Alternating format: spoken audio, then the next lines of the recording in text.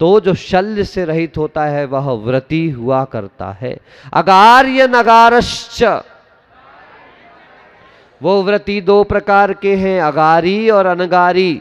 बोलिए, जो घर में रह रहा है वह अगारी, और जिसने ग्रह आदि त्याग कर दिया है वो अनगारी। आपने सुना होगा, पंडित जी का एक ग्रंथ है आशाधर जी का, सागार धर्मामृत और एक अनगार धर्मामृत। तो जिसमें श्रावकों की चर्या बताई वो सागार धर्मामृत, जिसमें मुनियों का तत्व बताया, मुनियों की चर्या बताई, वो कौन सा है? अनगार धर्मामृत है। ठीक है ना? तो सागार धर्मामृत और अनगार। अणुव्रतो अगारी, जो अणुव्रती होता है, जो अगारी होता है, वो अणुव्रतों को धारण करता है। क्या चल रहा है? जो अणुव्रत अगारी होता है वह अणुव्रतों को धारण करता है। अब वो अणुव्रत कौन है वो आपको बताया जा रहा है, जो कि घर में रहने वाला कभी महाव्रती नहीं हो सकता है। इसलिए वो अणुव्रत कौन से होते हैं, क्या होते हैं, उनकी चर्चा अब यहाँ से अपन चालू कर रहे हैं। पहली बात तो आप जान लीजिए, शुरू के पहले ही सूत्र में आपको बता दिया गया था, हिंसा नृतस्तेया ब्रह्म परिग्रहोभ्यो विरतिर्व्रतम। हिंसा, झूठ, चोरी, कुशील परिग्रह से रहित होना, इनसे विरत होने का नाम व्रत है। वो दो प्रकार के हैं, अणुव्रत और महाव्रत। अणुव्रत जो छोड़ा छोड़ा त्याग किया जा रहा है वो अणुव्रत है। वो अणुव्रत आपको पता चल गए, गिन लीजिए। अहिंसा अणुव्रत, बोलिए। सत्याणुव्रत, अचौर्याणुव्रत, स्वदार संतोष व्रत। ध्यान रखिएगा, ब्रह्मचर्य व्रत गृहस्थों के लिए क्या बन जाता है? एक प्रकार से स्वदार संतोष, यानी अपनी ही स्त्री में संतुष्ट रहना, भी आगे आएगा। और अंतिम हुआ परिग्रह परिमाण अणुव्रत। इनका अपरिग्रह अणुव्रत नहीं होता, क्या होता है? परिग्रह प्रमाण, कि इतनी मात्रा में सूट रखूंगी, इतनी मात्रा में साड़ी रखूंगी, इतनी मात्रा में ये रखेंगे, सोना चांदी रखेंगे, इतनी मात्रा में पैंट शर्ट, घर में इतनी गाड़ियां रहेंगी, मेरे नाम पर इतने ही मकान रहेंगे, आदि आदि। ये परिग्रह परिमाण अणुव्रत है। अब अणुव्रतों के सहायक व्रतों को शील व्रत कहा जाता है। क्या कहा जाता है? चलिए शुरू करते। दिग्देशा नर्थ दंड विरति, सामायिक प्रोषधोपवासोपभोग परिभोग, परिमाणातिथि संविभाग, परिमाणातिथि संविभाग। भाई ये आपके सामने 7 शील बताए गए। क्या बताए गए हैं? 7 शील बताए गए हैं। इन 7 शीलों के नाम देखिए। सबसे बढ़िया, सबसे पहले दिग्व्रत, बोलिए। देशव्रत, अनर्थ दंड व्रत, इन 3 को गुणव्रत कहा जाता है। क्या कहा जाता है? जो श्रावक के गुणों में वृद्धि करते हैं, ऐसे व्रतों को क्या कहा जाता है? आत्मिक गुणों का विकास करने वाले व्रतों को गुणव्रत कहते हैं। और जो मुनि बनने की शिक्षा देते हैं वो क्या कहलाते हैं? शिक्षाव्रत। कौन से क्रम से अपन देखेंगे? पहले गुणव्रत देख लेते हैं। दिग्व्रत, मैं इस दिशा में 100 किलोमीटर, इस दिशा में 100 किलोमीटर, याद करिए अनंगसरा का उदाहरण दिया था। यम सल्लेखना ले ली, दिग्व्रत पहले धारण किया, 100 कदम के परिधि के बाहर ये दिग्व्रत।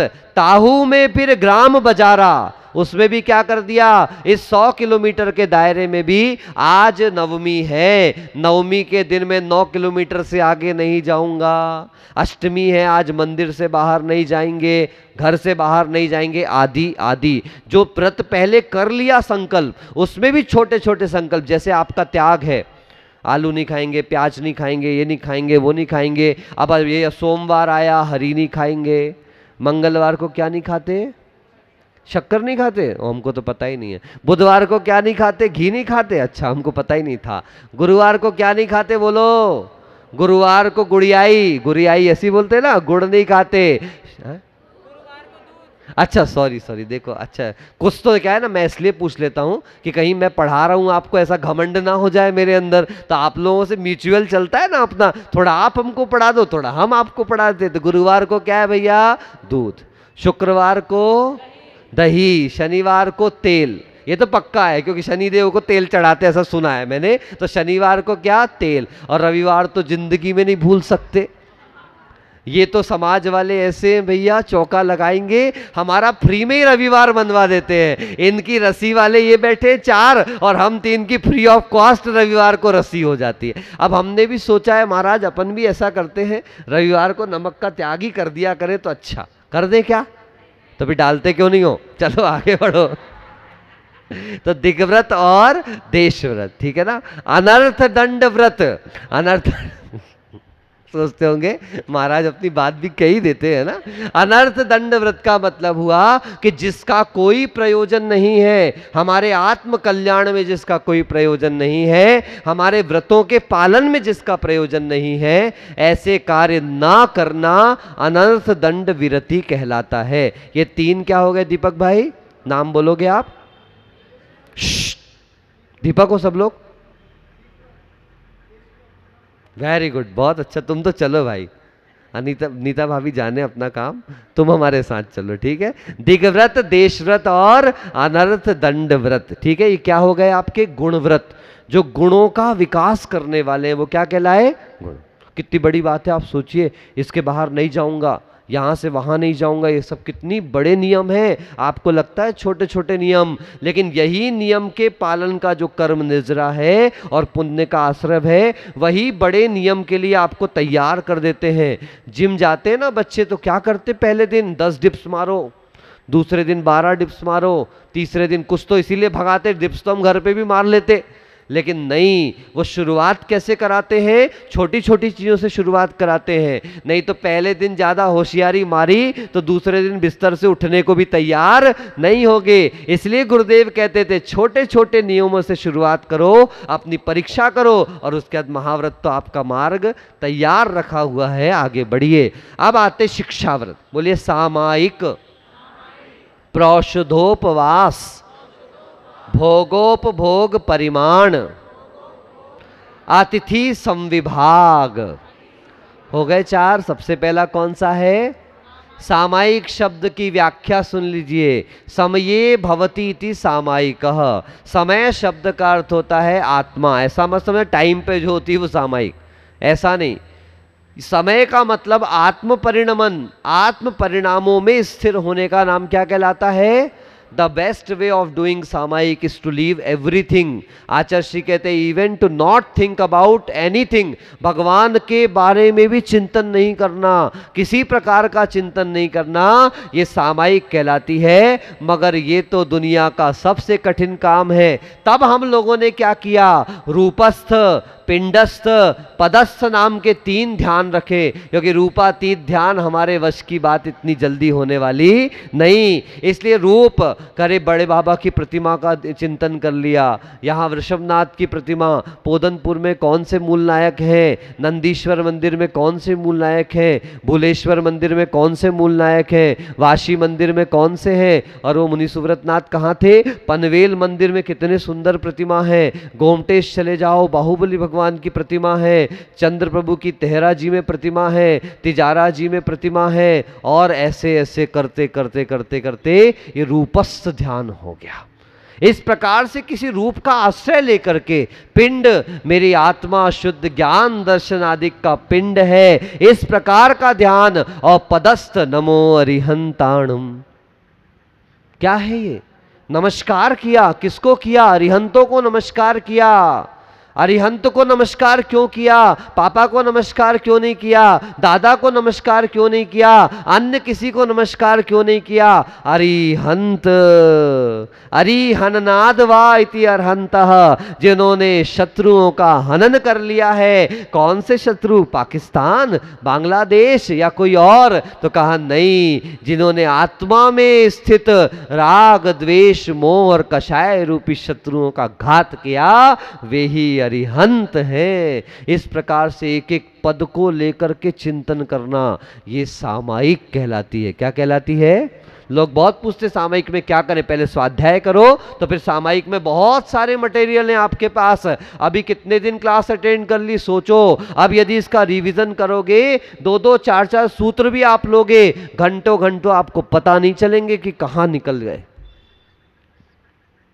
प्रोषदोपवास क्या हुआ? प्रोषद का मतलब होता है पर्व, और पर्व के दिनों में व्रत या उपवास करना प्रोषद उपवास कहलाता है, यानी अष्टमी पर्व कहलाता है, चतुर्दशी पर्व कहलाता है। इन पर्वों के दिनों में यथा योग्य यथाशक्ति उपवास और व्रत आदि करना, ये प्रोषदोपवास कहलाता है। प्रोषद व्रत में तो आप एकासन कर सकते हो, लेकिन यदि प्रोषदोपवास नाम रखते हैं तो उसमें नियम से अष्टमी और चतुर्दशी को उपवास करना है। अष्टमी के एक दिन पहले और एक दिन पीछे, चतुर्दशी के एक दिन आगे और एक दिन पीछे भी एकासन नियम से करना है। यही उत्कृष्ट प्रोषद व्रत प्रतिमा कहलाती है। आगे बढ़े। भोगो भोग परिमाण, यानी हाँ बोलिए। भोग का मतलब जिसको एक बार भोगा जाए, हवा पानी भोजन। उपभोग जिसे बार बार भोगा जाए, यानी वस्त्र आदि, मकान आदि, गाड़ी बंगला, ये सारी चीजें क्या कहलाती हैं? यहाँ तक कि पति के लिए पत्नी और पत्नी के लिए पति, ये सारी चीजें उपभोग कहलाती हैं। इनकी मात्रा निश्चित कर लेना। भले ही चक्रवर्ती की 96,000 स्त्रियां हैं, लेकिन 96,000 से एक भी ऊपर वो अपनी कभी दृष्टि, और ऐसा मत सोचना, मेरे को तो ध्यान में नहीं था, एक दिन मुझे महाराज ने बताया कि महाराज म्लेच्छ खंड से आई हुई स्त्रियों को भी चक्रवर्ती भोगते नहीं हैं, लेकिन वो उनके लिए अधिकार क्षेत्र में स्वीकार कर ली जाती हैं, बस ये विशेषता होती है। तो अपन लोग ऐसा ना समझ ले कि चक्रवर्ती भोगों में ही लगा रहता होगा। याद रखें, चक्रवर्ती तो धर्मात्मा अणुव्रती हुआ करता है, और वह अभिषेक पूजन आदि नित्य नैमित्तिक क्रियाओं को करते हुए एक श्रावक का जीवन व्यतीत करता है। राज परिवार में है, राजा है, इसलिए तदयोग्य आचरण भी करेगा, लेकिन वह चक्रवर्ती होने के नाते अपने भोगों का उपभोग भी करेगा। ये सारा उसके लिए नियोग कहलाता है। अतिथि संविभाग, ये बहुत अच्छी बात आई। मुनि को भोजन देय फेर निज करे आहारा, यानी चंद्रप्रभा जोटिया की प्रतिमा है, अगर वो अपना शुद्ध भोजन बनाकर रखती हैं और कोई मुनि महाराज पहुंच जाएं तो उन्हें पड़गाहन कर लेना चाहिए। फिर चाहे समाज कुछ भी कहे, लोग कुछ भी कहें, क्योंकि आपका कौन सा व्रत है बोलो? अतिथि संविभाग। अगर ब्रह्मचारिणी बहनों ने थोड़ा कुछ भोजन अपने लिए बनाया हुआ है और अगर वो पड़गाहन कर लें और कोई मुनिराज हमारे संग के उनके यहाँ चले जाएं तो किसी को कहने का अधिकार नहीं, क्योंकि व्रतियों का कौन सा व्रत चल रहा है? अतिथि संविभाग। मुनि को भोजन देय फेर निज करे आहारा, यानी बनाया हुआ द्रव्य यदि मुनि महाराज आते हैं तो सर्वश्रेष्ठ है, उनको दूं। आचार्य है, बता रहा हूं ना, शुरू कर रहा हूं ना मैं। यदि आचार्य आते हैं तो सर्वश्रेष्ठ है, और तो और कहूं, यदि तीर्थंकर परमेष्ठी मुनि अवस्था में आते हैं, वो दान दुनिया का सर्वश्रेष्ठ दान है। नहीं आ पाए तो तद्भव मोक्षगामी, यदि चक्रवर्ती आदि मुनि बन के आहार करने आते तो और उससे कम हो गया, उससे नीचे चले जाओ। अगर वो भी नहीं आ पा रहे तो कोई दिक्कत नहीं, अभी कम से कम आचार्य परमेष्ठी, गणधर परमेष्ठी, आचार्य परमेष्ठी यदि आपके यहां आ जाएं तो आनंद मना लेना। वो भी नहीं आ पाए तो और ज्यादा, यदि कोई उपाध्याय महाराज आ जाए तो और ज्यादा आनंद मनाना। और ज्यादा क्यों, अभी आगे बताऊंगा। यदि वो भी नहीं आ पाए और यदि सामान्य मुनिराज आपके यहां आ जाए तो और आनंद मनाना। अगर वो भी नहीं आ पाए और कोई आरिका माता जी आ जाए तो और आनंद मनाना। बोलो महाराज क्यों? पूछो ना, अभी बताते हैं, जल्दी क्या है। फिर यदि माता जी भी नहीं आए, कोई छुल्लक जी आ गए तो भी आनंद मनाना। छुल्लिका आ जाए तो भी आनंद। पूछो क्यों महाराज? अब पूछो। भागते भूत की लंगोटी अच्छी।